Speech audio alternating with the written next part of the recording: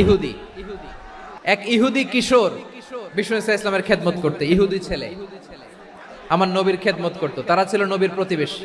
তো অনেকদিন হয় ইহুদি ছেলেটা আসে না। বিষ্ণুনবী খোঁজ দিলেন, ঘটনা কি? একটা ইহুদি ছেলে না আমার খেদমতে আসতো, ছেলেটা কই? খোঁজ নিয়ে জানলেন ছেলেটা অসুস্থ। বিষ্ণু ইসলাম ওই ইহুদির বাড়িতে চলে গেলেন ওই ছেলেটাকে দেখা করার জন্য, ভিজিট করার জন্য। সুবহানাল্লাহ পড়বেন না? গেলেন, যে দেখে ইহুদি ছেলেটা মুমূর্ষ, জান যায় যায় ভাব, বিছানায় পড়ে আছে, তার বাবা দাঁড়ানো। বিশ্বনবী তার মাথার পাশে বসলেন, মাথায় হাত বুলিয়ে দিলেন আর ছেলেটাকে বললেন, আসলিম, হে ইহুদি ছেলে, আসলিম, ইসলাম ধর্ম গ্রহণ করো। তো ছোট্ট ছেলে ভাবে আমরা ইহুদি, এখন ইসলাম ধর্ম গ্রহণ করলে আব্বা যদি বকা দেয়।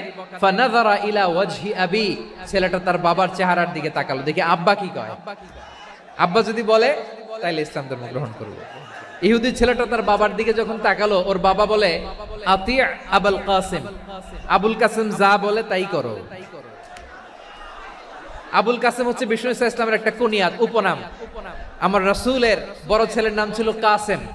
যেমন দেখবেন আমাদের এলাকায় কারো ছেলের বড় ছেলের নাম যদি হয় আব্দুল্লাহ, এরা আব্দুল্লাহর বাপ বলে ডাকে।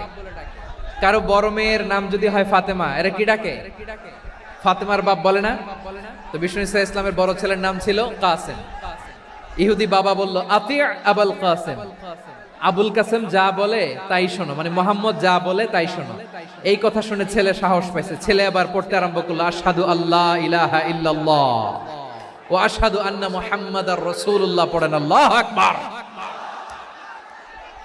বিশ্বনবীর আহ্বান শুনে, ওই আহ্বানে সাড়া দিয়ে ইহুদি ছেলে শাহাদা পড়ে মুসলমান হয়ে গেল। তার হৃদয়টারে ইমানের নূর দিয়ে আলোকিত করে দিল কে? প্রিয় ভাইরা, এবার রাসূল সাল্লাল্লাহু আলাইহি ওয়াসাল্লাম বের হয়ে আসলেন ঘর থেকে আর বললেন, আলহামদুলিল্লাহিল্লাযী আনকাযাহু মিনান নার, প্রশংসা সে আল্লাহর যে আল্লাহ জাহান্নামে চলে যাচ্ছিল প্রায় এমন একটা লোককে মুহূর্তের মধ্যে কালেমায়ে শাহাদাতের বদৌলতে জান্নাতি বানায় দিলেন। আওয়াজ করে পড়েন সুবহানাল্লাহ, আওয়াজ করে পড়েন সুবহানাল্লাহ।